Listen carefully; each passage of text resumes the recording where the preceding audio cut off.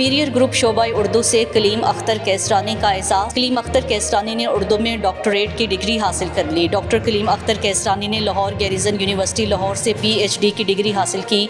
उन्होंने डॉक्टर अताउर रहमान मियों की ज़ेर निगरानी मजलिस तरक्की अदब की तदवीन नहायत तहकीकी और तनकीदी मुकालमा तहरीर किया। डॉक्टर जाहिद मनीर आमिर और डॉक्टर सादत हुसैन मतन के सामने उन्होंने अपने मुकालमे का कामयाबी से दफा किया। ज़ुबानी इम्तिहान के बाद मोहतमिन ने डॉक्टर कलीम अख्तर कैसरानी के लिए डॉक्टरेट की डिग्री की मंजूरी दी।